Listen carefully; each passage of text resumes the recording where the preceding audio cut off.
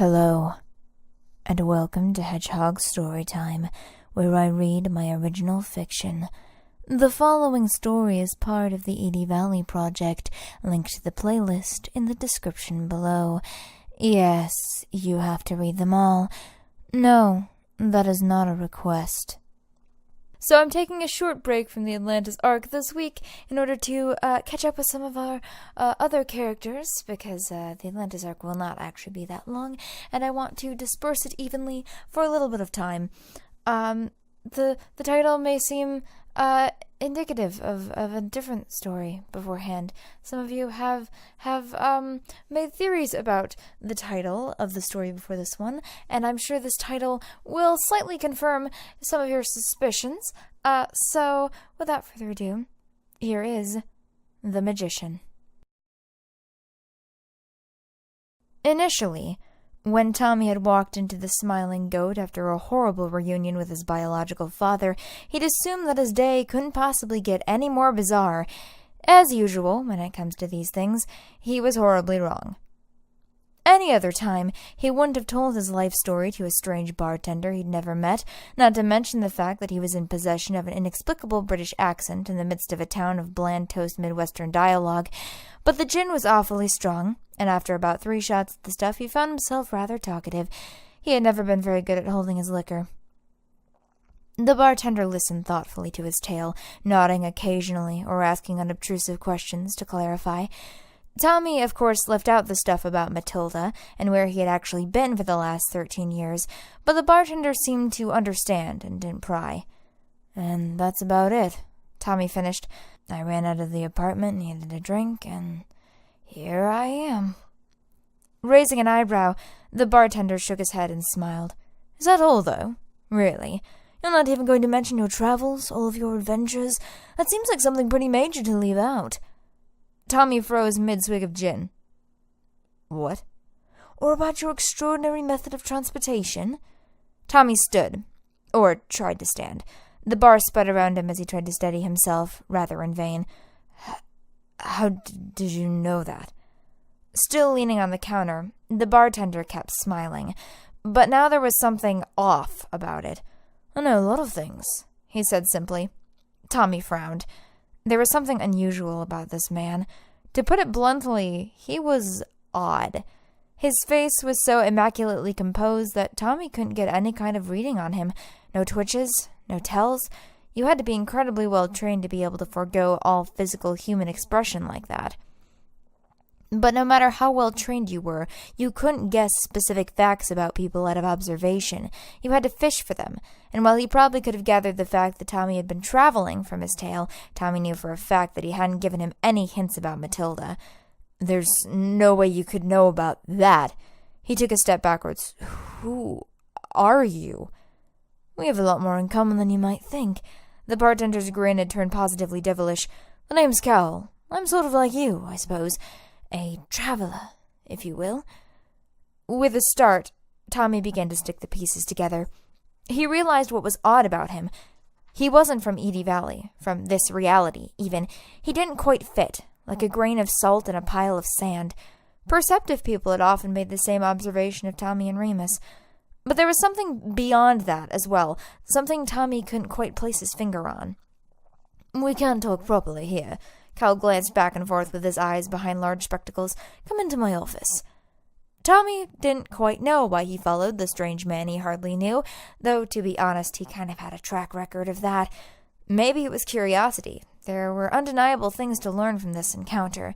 If he could have contact with anyone from outside the realities, he might be able to figure out how to get Matilda working again. Plus, worst-case scenario, Tommy probably had 20 pounds in the nearly wayfish cowl. If anything happened, he could certainly hold his own. So after a moment's hesitation, Tommy followed Cowell through the back curtain, down a long, dark hallway, and into the last room on the left. As soon as he saw the rows upon rows of glass jars, he froze. He knew what they were.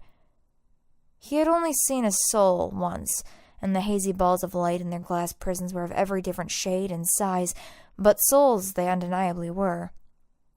The thing that was off about Cowell was that he wasn't even human at all. "You're a demon," he observed as Cowell made himself comfortable in the high-backed office chair behind his desk. He looked a little surprised. "A learned one you are," he said. "Usually I have to spell it out, quite literally for the most part. Then people just look sort of dumbfounded for a few minutes before they finally get their heads together. But now," he grinned, "we can just skip right to the good part. Have a seat." Again, Tommy paused. Just for a moment. For the life of him, he couldn't tell whether the demon meant him good or ill. That smile could hide anything. In cases like this, there was only one way to proceed. "How do you know who I am?" He sat, but squared his shoulders and frowned. "Straight to the point." Cal leaned forward. "I like that. I'll tell you what. An answer for an answer. What do you know about demons?" Tommy didn't like this. For once, he couldn't tell where exactly the conversation was heading, like stumbling through a cave without a flashlight. "You're beings that live in the space between the realities. The deals that you make with people have extraordinary qualities, and you use those to acquire souls, which you consume in order to gain power." "Very good," Cal nodded. "Rather simple explanation, but it will do more than suffice. It is true that our main shtick, if you will, are deals. We need a certain something to help us make our deals. There are a lot of people in the realities, you see, and most of them would never even consider a deal with one of our kind. We need an edge to help us find our prey." Tommy shuddered at that. "Most of us develop something like limited foresight. Sometimes I simply know things that will happen. I knew you would emerge from that old wagon this morning, and that by afternoon you would wind up here." "Then why did you even bother to ask me what my story was if you already knew it?" Tommy frowned. But Cal merely shook his head. "I think you misunderstand. I didn't have a clue who you were until you sat down at the bar, just that you were someone important." "Then how did you know about you? Your travels?" Cal supplied. "When you've existed as long as I have, you learn to fill in the blanks. Part of the job, I'm afraid. Not unlike your fortune-telling, Staring down at the floor for a moment, Tommy nodded. He had never really met a demon, just heard stories from those realities where such knowledge existed. But if there was one thing demons were infamous for, it was their deals. "So these deals that you make," Tommy glanced back downwards, "you can give someone anything. Anything at all?" Cal sat back in his chair, steepling his fingers in thought. "Almost," he replied. "There is one obstacle that even we cannot overcome." "And what's that?" The small hope that had begun to flutter in Tommy's chest sank back down. "Death," Cal said finally. "Nothing can escape her cold clutches, I'm afraid." Sighing, Tommy shook his head slightly. He'd been stupid to even entertain the thought. "Of course," he mumbled, and then, a little louder, "Then why are you even telling me all of this?" "Pardon?" "I'm sure you know by now that there's nothing I want that you can give me, or that I'd be foolish enough to accept." "I don't know," Cal admitted. "Perhaps I'm getting soft. But to be honest, it's been so long that the only language I speak anymore is deals. So even if you won't make a deal, doesn't mean you won't make a deal." Tommy frowned. "What do you mean?" Grinning devilishly, Cal leaned forward again.